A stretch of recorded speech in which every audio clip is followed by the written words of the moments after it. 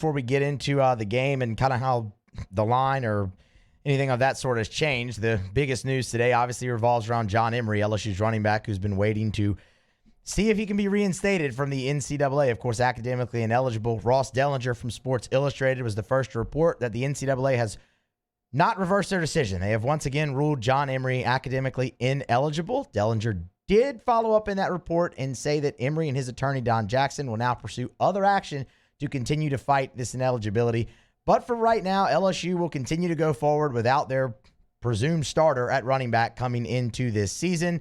So what does that mean for the LSU running game? Well, basically, what you see is what you get. I mean, what you've been seeing, that's what you still have, and they will continue to have to try and find creative and maybe unorthodox ways to get that running game going, whether it be jet sweeps, the quick passes in the flats, more of the RPO, using the run to set up the pass, using the pass to set up the run, things of that nature. And all of that happens while, it's important to note, LSU is still holding out hope to hopefully have running back Trey Bradford eligible at some point this season, but nothing to report on that front yet. Yes, looks like Bradford will not play. We know Emery will not play, but the good news is LSU is at least getting some reinforcements back on the offensive line. Charles Turner and Cam Wire both. And hopefully they help that running game, Musso, because as you said, they need to continue to be creative, but they also need to continue to just play physical football and do just enough in the running game. And I thought they did a great job of doing that against Mississippi State last week. I mean, the stats don't jump off the page, especially when you're talking about TDP, who had 13 carries for 51 yards. But I think they did just enough. They made Mississippi State at least respect the action, and that opened up the pass game. And don't get me wrong, you still need to do everything that you're saying to do, the quick passes, the RPOs, to hopefully set up the run and open bigger running lanes. But I think LSU did just enough on the ground. I saw a little bit of improvement out of the offensive line. I think Jay Peets did a really good job diversifying his play calling when it comes to LSU running the ball. So just continue to do that and hope that you can capitalize playing this Auburn defense, who, as we were talking about before the show, their numbers on the season against the run look really good, but they gave up 250 plus last week to Georgia State. So I think LSU's identity on offense is going to continue being what it has been. And again, do just enough in the rushing game. Hopefully the reinforcements on the offensive line can help you do that. LSU will host Auburn this Saturday night in Death Valley, an 8 p.m. kickoff. Consensus line for that game right now really sits around LSU minus 3.5.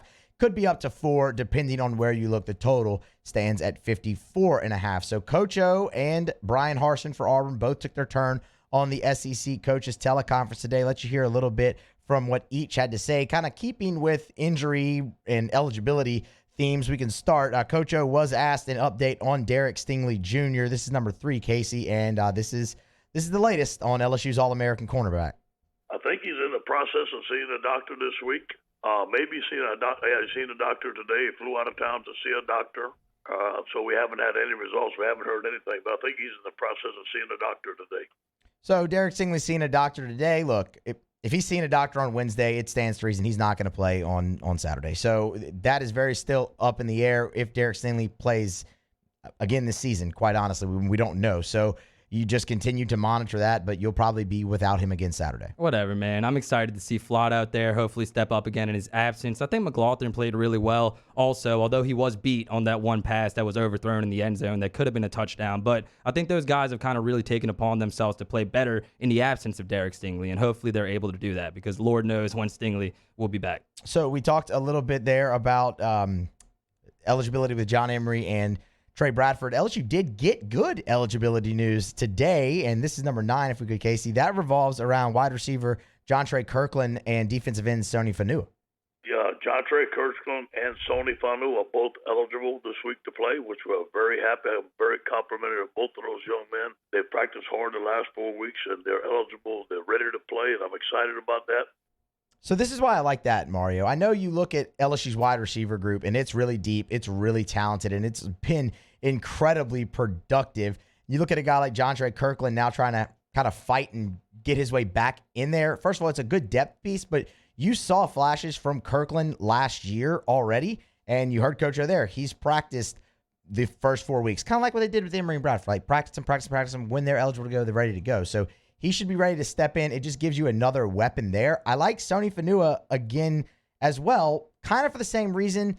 That's mainly a depth piece. I don't think he's going to be able to wedge himself into kind of any major playing time, but what was something Coach O talked about after the Mississippi State game was being able to rotate earlier and rotating more guys. And that's what Sony Fanua brings back to LSU. It's another body you can rotate in and give someone else a breather and keep your guys fresh throughout the entire game. So that's why I like both of those additions being able to come back now to the LSU team. Yeah, and both of those guys have younger guys that are better playing at their position. And as you said, we'll see how the playing time fluctuates there. But as we always say, Musso, def is never a bad thing. So we will take it. And as we've said before, kind of rooting for John Trey Kirkland. He's somebody who's been here a very long time, was a superstar in high school, has kind of done a lot of different things for the team in a very tough situation, as I said, with so many good young wide receivers ahead of him on the depth chart now. But hopefully he's able to be a good depth piece for the Tigers.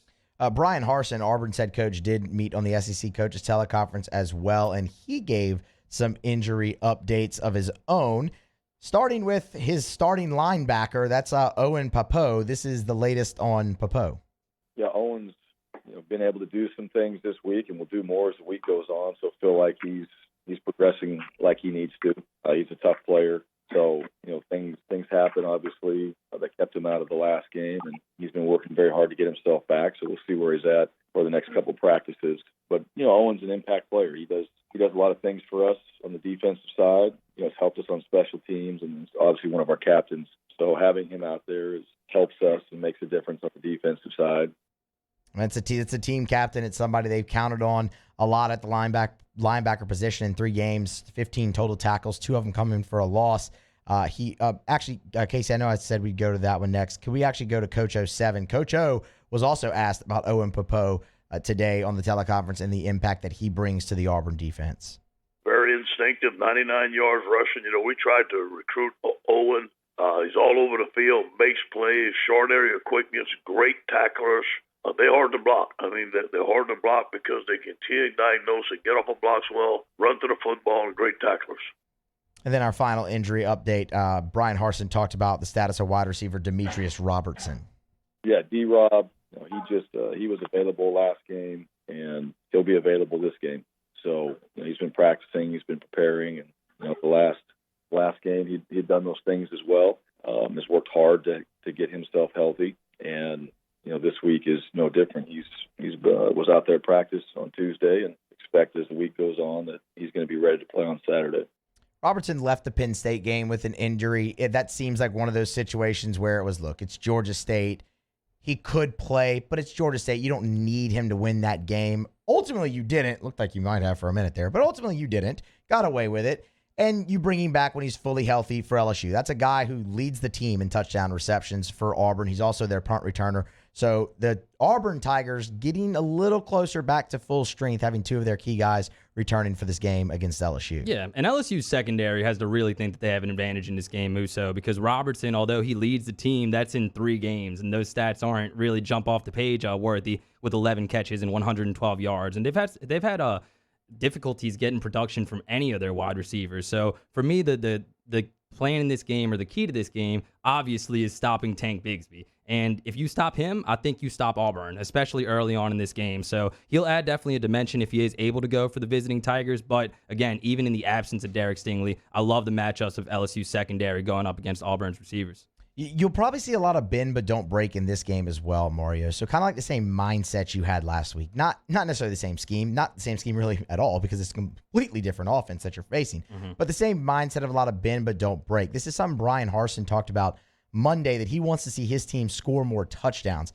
They're right around the national average of about 64% touchdown in the red zone. They've also kicked 9 field goals total on the season. Now, Anders Carlson's a very good kicker, but the way Brian Harsin put it is, we're gaining yards. The drives are just stalling out. So LSU, a lot of bend but don't break last week against Mississippi State. Field position being a big part. Force them to drive the length of the field on you consistently. If Auburn settles for a field goal here and there, you look at LSU, their red zone touchdown percentage is 80%, and that's a team that struggled on offense. So if you're able to still convert those touchdowns, you hold them, bend but don't break, you like LSU's chances here, man. And it's going to be a lot of Tank Bigsby, as you said, but can they just grind it out over and over and over and over again? That's where I really think LSU just holds the major advantage in this game. The new coordinators drew a lot of praise from a lot of the fan base for the first time last week against Mississippi State. And Durante Jones and Jay Peets, I think, deserved a lot of it, Musso. That was kind of I won't say an unorthodox game plan, because a lot of teams run that against the air raid. That's what beats them. But after what we saw last year in that game and Bo Pelini's inability to adjust, people were really, really excited with his game plan, Durante Jones's. And hopefully this game, different challenge, obviously, hopefully a little bit less bending than you did against Mississippi State, but you're not going to see the 3-down lineman. You're going to go back to the traditional 4-3. And again, the priority for LSU has to be to stop the run. Not just Tank Bigsby, but their other running back, whose name I did not have handy, thank you very much, who has very similar stats as Tank Bigsby. So that has to be the name of the game. I think, again, Jake Peets on the offensive side of the ball did a much better job diversifying his play calling in the run game. Durante Jones had a great game plan last week against Mississippi State. I guess it complicates things a little bit, not knowing exactly what quarterback you're going to face, but regardless of the matter, again, you stop Tank Bigsby, you stop Auburn's offense.